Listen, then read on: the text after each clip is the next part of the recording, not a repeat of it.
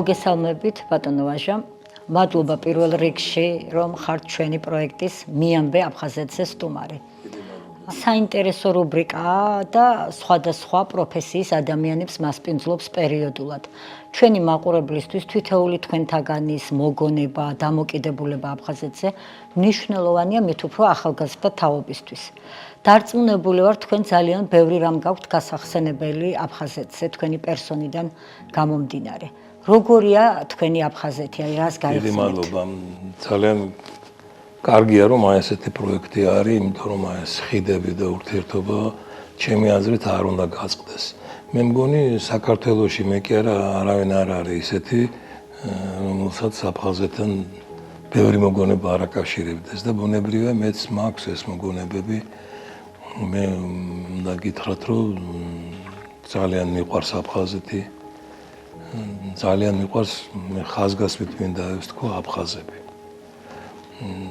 მე მათ შორის ძალიან ბევრი მეგობარი მყავს და მე ხალხზე ვლაპარაკობ და არა პოლიტიკოსებზე და მით უმეტეს კიდევ სხვებზე კიდევ მოგახსენებთ. თვითონ თავად აფხაზი ხალხი ეს არის ძალიან მაღალი ღირსების მატარებელი, ძალიან ძველი ისტორიის გაბედულებით გამორჩეული ყოველთვის ტრადიციების მიმდევარი და აი მათთვის აი განსაკუთრებით უფროს უმცროსობის ტრადიციებს, უფროსი თაობის მიმართ მოგზალება, მოწიწება და პატივისცემა ძალიან გამჯდარია მათში. ბევრია ესეთი თვისებები, რომელიც მე მათში ყოველთვის მომწონდა და ვაფასებდი და ახლაც მომწონს და ვაფასებ. მე აფხაზეთს ჩემი ადრეული ბავშვობიდან ვიცნობდი, ჩემი ბევრი ნათესავი ცხოვრობდა. და გითხრათ რომ იყო ესეთი პერიოდიც, როცა მე რაღაცა პერიოდი სკოლაში ვსწავლობდი აფხაზეთში. ეს იყო სოხუმში, ვარჩეში და გაგრაშიც ჩავდიოდი ნათესავებთან და ხშირად ვსტუმრობდი და მე იქიდან ძალიან ბევრი სითბო მაქვს გამოყოლილი და ძალიან განსაკუთრებულად ვიხსენებ ყოველთვის და დღემდე მომყვება. იქ მე დღემდე მაქვს ურთიერთობა, ხო ისინი დევნილები არიან, მაგრამ იმ ჩემ კლასელებთან იმ პატარა პერიოდი იყო, მაგრამ მაინც და არაჩვეულებრივი ადამიანები მაჩუქა მე იმ პერიოდმა. მე აფხაზთა შორისაც გითხარი ძალიან ბევრი მეგობარი მყავდა, მყავს დღესაც და მე ეს მხარე ძალიან მომწონს. ამიტომ რა თქმა უნდა, დღეს ძალიან მნიშვნელოვანია ის, რომ ჩვენ ეს ურთიერთობები აღვადგინოთ. არადა ქართველებისა და აფხაზების ერთად ცხოვრება, ათასწლეულებს ითვლის, ხო? აბსოლუტურად ისტორიულად დადასტურებულია და მყარია ეს მტკიცება, რომ მინიმუმ 2000 წელი მაინც იმ დალოცულ მიწაზე აფხაზეთში, საქართველოს ძირძველ ტერიტორიაზე, ისტორიულ მხარეში ერთად ცხოვრობდით და ისტორიამ არ იცის ჩვენი დაპირისპირების მომენტები, ფრაგმენტული დაპირისპირებებიც კი არ ყოფილა, იმდენად მშვიდობიანი და იმდენად კეთილი თანაცხოვრება იყო ეს. ასე გაგრძელდა სანამ მე გარეშე ძალები არ ჩაერიან ამაში, ეს ჯერ მე-19 საუკუნეში დაიწყო, მე ხო ამ ისტორიას არ მომყვებ, ეს ისედაც კარგად ცნობილია, ეს ახალი ძალით გაგრძელდა მე-20 საუკუნეშიც და ბოლოს აი მოხდა ეს დიდი ტრაგედია, რასაც მე უთუოდ და უდავოდ ვარქმევ ძმათა მკვლელ ომს. არ მოშუშტება ალბათ ეს ჭრილობები, რაც აი ამ ძმათა მკვლელმა ომმა მოგვაყენა. და აი ეს სხვა ძალები თუ შეიძლება ესე ითქვას, სწორედ არიან ამაში დამნაშავეები. კიდე დავამატებ წინა ნათქვამს, რომ აი მაგალითად მთელი მე-19 საუკუნე რით არის იცით აღბეჭდილი, ამას ბევრი ისტორიკოსი წერს და ეს ჩემი ახალი აღმოჩენა არ გახლავთ, რომ რუსეთმა როგორც აი ძალისმიერი მეთოდები დაიპყრო საქართველო, აი ასევე ძალისმიერი მეთოდები შემოერთა აფხაზეთიც. და აფხაზები ამას ძალიან ეწინააღმდეგებოდნენ. პერმანენტული აჯანყებები იყო. და აი მაშინ ის მეფის რუსეთის არმია ეს 20-იანი წლებიდან მოყოლებული, 10-იანი წლებიდან მოყოლებული 50-იანი წლების ჩათვლით 19 საუკუნის მთელი სისასტიკით არბევდა და ახშობდა აი ამ აჯანყებებს.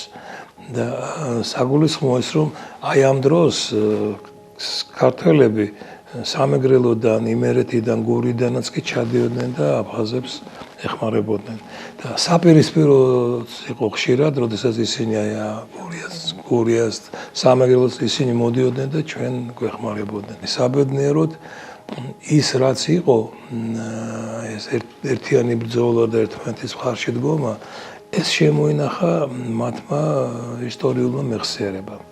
მე ძალიან დიდი იმედს მაძლევს და ვფიქრობ, რომ ეს ძალიან კარგი საფუძველია აი ჩვენი შერიგების და შემდგომში რაღაცნაირად თანაცხოვრების და ეს ამისი ფორმები შეიძლება მოიძებნოს და მოიძებნება კიდეც მე დარწმუნებული ვარ ურთიერთმისაღები ფორმები და ეს მე დარწმუნებული ვარ იმ ძალებისთვისაც ბევრად უფრო უკეთესი იქნება ვინმე აი დღეს ასეთი მდგომარეობა. რა მაძლევს ამის საფუძველს ჩვენ ერთი 20 წლის წინ ჩავატარეთ ესეთი შეხვედრები ნდობის გაჩენის თუ აი ნდობის გაძლიერების თვალსაზრისით და ჯერ ეს გაეროს ეგიდით ჩატარდა და ჯერ სოხუმში უკაცრავად ათენში შევახვედრეთ სოხუმელი აფხაზი პოლიტიკოსები 1-25 კაცი ყველაზე შეურიგებელი იქაური დაპირისპირებული ქართულ მხარესთან აიდგილა რაც ლიდერები და ასე შემდეგ და აქედანაც ზუსტად ასეთი 1-25 კაცი და უნდა გითხრათ რომ ძალიან კონსტრუქციული შეელობები წარიმართა და ორივე მხარე ძალიან დიდად კმაყოფილი დარჩა. მერე ჩვენ ეს იყო 98 მერე ჩვენ რამოდენიმე თვეში ჩავატარეთ უკვე თურქეთში სტამბოლში ჩავატარეთ შევახვედრეთ საველე ეგრეთ წოდებული საველე მეთაურები. ესე იგი ისინი ვინც იმ წლებში ტყვიებს უშენდნენ ერთმანეთს ხო და უნდა გითხრათ რომ პირველად ძალიან გაგვიჭირდა ჩვენი მხრიდან მე მიყავდა ეს შეხვედრა და აფხაზეთიდან ბაგრაფს მიყავდა თუმცა არძიმბა იქ იყო ამ დროს სტამბოლში ჩამოსული იყო ჩამოვიყვანეთ მაგრამ იმ შეხვედრას არ დასწრებია და ძალიან რთულად მიმდინარეობდა მაგრამ მე აი 3-4 საათში წარმოვიდგინეთ ეს დაწყნარდა ეს სიტუაცია და საერთოდ ბევრ რამეში მოიძებნა მე რამდენიმე დღე ვიყავით როგორც პირველ შეხვედრას, ასე მეორე შეხვედრას თქვენი ძალიან ბევრი კოლეგა ჟურნალისტი ერთი 10 არხი მაინც ესწრებოდა, ჩაწერილია მოღვაწეებიც ყავდა ჩაყვანილი ჩვენ მაშინ აი მახსოვს სოხუმში იყო ბატონი როენი მეტრეველი, როგორც უნივერსიტეტის რექტორი ჩავიყვანეთ, მე ვთხოვე და წამოვიდა სხვა აკადემიკოსები, თამაზ სილწევაძე და სხვები. ეხლა აქითაც ასე ლაშა თაბუკაშვილი და სხვები იყვნენ. აი საფუძველი ამისი რა გახდათ, იცით? სწორედ ის რაც მე წერან გითხარით, რომ ჩვენ უნდა როგორმე მივაღწიოთ, მოვახერხოთ ის, რომ სხვას ჩვენი სისხლი არ გადავაყრევინოთ. არ დავაყრევინოთ ჩვენი სისხლი და ნუ სარგებლობენ ჩვენით, აი არ ვასარგებლოთ ჩვენი თავი. და მათ ეს კარგად იყო გამჯდარი და მე არ ვიცი რამდენად დეკლარირებულია, ვინ დეკლარირებს, ვინ ვერ დეკლარირებს ამას, მაგრამ მე დარწმუნებული ვარ, რომ ეს ასე არის. ჩვენ არაფერი გასაყოფი და საჭიდაო ერთმანეთში არ გვაქვს. შეცდომები რა თქმა უნდა ალბათ რაღაცა იყო ცალკეული, მაგრამ მე არ ვფიქრობ, რომ ეს ისეთი რაღაცა იყო, რისი დაძლევაც არ შეიძლება. მინდა გავიხსენოთ ის ადამიანური ურთიერთობები, როცა ჩადიოდით იქ ბატონო ვაჟა. უამრავი ადამიანური სითბო წამოყვა. ეს იყო ჩემი ადრეული ბავშვობაც, მე ადრეული ახალგაზრდობაც და მერეც აი შემდგომ პერიოდებშიც ძალიან დიდი ადამიანური ურთიერთობები და სითბო იყო. მე არ დავასახელებ ახლა ამგვარებს, არ მინდა იქ ცოტა სხვა ვითარება და რაღაც უხერხული სიტუაციები შეუქმნა, მაგრამ იმათ ეს ძალიან კარგად იციან და მე მხოლოდ იმას ვამბობ, რომ მე ძალიან ბევრი მეგობარი მყავდა და დღესაც გვიგრძელდება სხვათა შორის საბედნიეროდ ეს ურთიერთობა და არა იმ ასე ვთქვათ, ბარიერების გარეშე და არა იმ სიხშირით, მაგრამ მაინც გვიგრძელდება და ჩვენ ერთმანეთის მიმართ ეს პატივისცემა და სიყვარული სრულად შენარჩუნებული გვაქვს. მე სამი სრული აღქმა მაქვს. ანუ თქვენ ფიქრობთ, რომ მაინც არსებობს რესურსი ურთიერთობების დათბობის და რა კონკრეტულ გზაზე მე იმიტომ მომწონს ეს თქვენი ეს გადაცემა და ჩემი გზავნილიც ეს მინდა ფაზებს უთხრა, რომ ამას მე მათ ყოველთვის 5 თუ 7 წელი მე მიმყავდა ეს მოლაპარაკებების პროცესი და ყოველთვის ღიად ვეუბნებოდი ამას მე აფხაზებს აი ამ ჩვენი დაპირისპირებების დროსაც კი ძალიან მწვავე დაპირისპირებები იყო რა თქმა უნდა მოლაპარაკებების ეგრეთ წოდებულ მოლაპარაკებების პროცესში, მაგრამ ამას მე პირდაპირ ვეუბნებოდი და უნდა გითხრათ, რომ დიდწილად გაგებასაც ვაწყდებოდი. როდესაც გალის მოვლენები იყო, მე ჩავედი მაშინ და მარტო ჩავდიოდი მე ყოველგვარი დაცვის და იმის გარეშე და 10 საათი მიდიოდა ჩვენი დაპირისპირება თუ შეიძლება არძიმბა და სხვები იყვნენ ყველა მათი ლიდერი და მე მარტო ვიყავი. 3-4 საათის მერე არძიმბა მეუბნება ასეთ რამეს, რომ თქვენ ხარ ფიქრობთ, რომ ჩვენ გავართო იმ ორ მოზარდს, რომელიც ერთმანეთს ეჩხუბებაო. ერთი უფრო დიდია, მეორე უფრო პატარაა. ხან ერთი არისო ზეიდან და ახლა დიდი უფრო ხშირად არისო და მესამე დიდი ადამიანია. ის ამა თავზე ადგასო და როცა ერთი ზეიდან არისო, ამ მოატრალებს და ეუბნება ახლა შენ ურტყიო. აი თქვენ არ რჩება თუ შტაბის-ცილება რომ ჩვენ აი მანდ გავარდო. არ ძიმა მეუბნება ამას, ახლა წარმოიდგინეთ.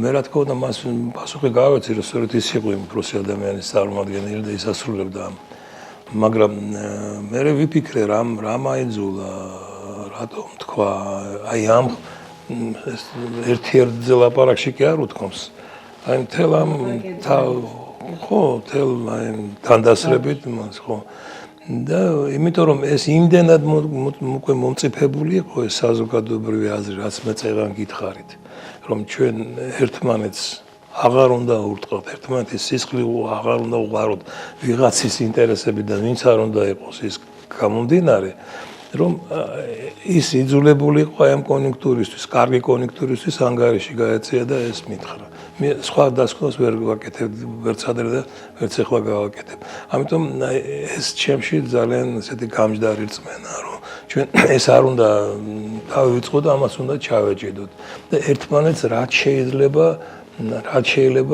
მეტად აუხსნათ ის რაც ასახსნელია და ერთად ვილაპარაკოთ როგორ უნდა ვიცხოვროთ. და როგორ წარმოგიდგენია თქვენ აღნიშნეთ რომ და ფაქტია ორივე მხარე წამოიგო პროვოკაციას თავის დროზე. აი იმ გარეშე ძალის პროვოკაციას.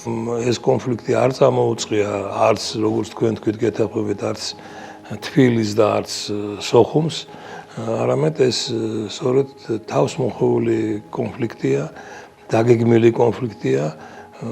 მე არასდროს მიწოდებია არც დუმაში გამოსვლების დროს, არც კრემლში შეხვედრების დროს, არც გაეროში, არც ეუთოში, არცადმე არასდროს ამ კონფლიქტისთვის არ მიწოდებია ეთნოკონფლიქტი. ეს ძალიან დიდი შეცდომა, ეს არ გახლავთ ეთნოკონფლიქტი, ეს იყო კარგად ორგანიზებული სამხედრო პოლიტიკური კონფლიქტი. ეს ჩემი ღრმა რწმენაა და ამდენად ეს ვინც მოაწყო იმად გარეშე ეს არ შეიძლება მაგრამ საჭიროა სწორედ ისეთი გზების მოძებნა ჩვენს მიერ ჩვენი პარტნიორების დასავლეთის სხვების დახმარებით მხარდაჭერით უგნებოდ აღმოსავლეთის ქვეყნების მხარდაჭერითაც რომ მოიძებნოს ისეთი ურთიერთმისაღები წინადადებები და მე არ ვახსენეთ ყველათ რომ რუსეთისთვის ეს უკეთესი იქნება. მე ეჭვიც არ მეპარება რომ იმ დროსაც ბევრს ესმოდა რუსეთში გულისხმობ. დღეს ნაკლებად ესმით. მაგრამ მე ღრმად მჯერა რომ ეს იმდენად შედის რუსეთის თუგნებელ სტრატეგიულ ამოცანებში, რომ ისინი ამ დასკვნამდე აუცილებლად მივლენ. და თუ არ მივლენ, ცოტა უნდა ვაიძულოთ კიდევაც. და ბატონო ვაჟა, ჩვენი საუბარი მაინც მინდა ტრადიციული კითხვით, ჩვენი რუბრიკის ტრადიციული კითხვით დავასრულოთ. ეს აფხაზურადაც ითარგმნება და როგორც თქვენ აღნიშნეთ, ენგურს იქით ძალიან ბევრი ადამიანი გიცნობთ და მეგობრებიც გყავთ.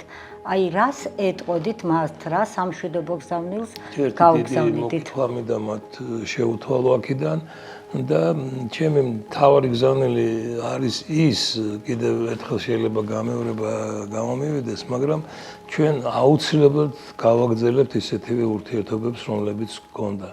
მე ამაში ღრმად ვარ დარწმუნებული და მე ასე მგონია და მჯერა რომ ისინიც არ კარგავენ ამ იმედს და მათაც აქვთ ამის იმედი და ეს მათ ინტერესებშიც შედის. აი ეს ჩვენი მეგობრობა ყოველგვარი წინაღობების გარეშე და ბარიერების გარეშე ეს იყოს და მათაც ყველაფერი უნდა გააკეთონ ამისთვის და ჩვენც ყველაფერი უნდა გავაკეთოთ ამისთვის. რა თქმა უნდა აფხაზები პატრიოტები იქნებიან და ბუნებრივია თავისი ხალხის ენის ეს სრულიად ბუნებრივია ჩვენთვის გასაგებია და მინდა იცოდნენ რომ ქართველები ამას არასდროს ეწინააღმდეგებოდნენ და არც ახლა ეწინააღმდეგებიან. ბევრად გაცილებით უკეთ ვინმე მსხვერპლს ქართველებს და საქართველოში გვესმის აფხაზეთის მნიშვნელობა, აფხაზების მნიშვნელობა, მათი კულტურის შენარჩუნების, მათი იდენტობის შენარჩუნების, მათი ენის შენარჩუნების ძალიან დიდი მნიშვნელობა და ყველაზე მეტად ამას საქართველოს და ქართველები მოაფრთხილდნენ. და რისი საფრთხის წინაშე დგანან ფაქტიურად ეხარათ. გასაკვირველია, იმიტომ რომ იმ სხვა ძალას მე იმიტომ გავუსვი ხაზი რომ გაცილებით მეტად ჩვენ ვარ დაინტერესებული. ჩვენ დაინტერესებული ვართ ეს ჩვენ ერთიანი ორგანული შემადგენელი ნაწილია, ხომ? აფხაზეთი საქართველოს ორგანული შემადგენელი ნაწილია და რა თქმა უნდა ჩვენ ბევრად უფრო უკეთ გვესმის ერთმანეთის. მე მინდა რომ მათ ამის შესახებ იცოდნენ, აი ეს მინდა მათ უთხრა და მათაც იმოქმედონ და ნუ გამოაყენებინებენ თავს იმ ძალებს, რომლებიც სათავესოდ იყენებენ ამას უყურებელს. მადლობა ასეთი საინტერესო და მრავლის მთქმელი ინტერვიუსთვის და მინდა ჩვენი საუბარი, ჩვენი სიმბოლური საჩუქრით დავასრულოთ. ეს არის ღვინო, რომელსაც აწერია გახსენით აფხაზეთში, აფხაზეთის ფერებით და ჩვენს ყველა ერთგულ და საინტერესო სტილს. ძალიან დიდი მადლობა ჩვენთვის. იმ იმედით რომ მოდით შევთანხმდეთ რომ ჩვენ ყველა ერთად გავხსნათ ეს აფხაზეთში. ღმერთმა გესმენთ. შევასრულოთ ეს და გავხსნათ აფხაზეთში. მე ამას მანამდე ესე შევინახავ. მადლობა. მადლობა. იმედია რომ ეს არც თუ შორეულ მომავალში იქნება.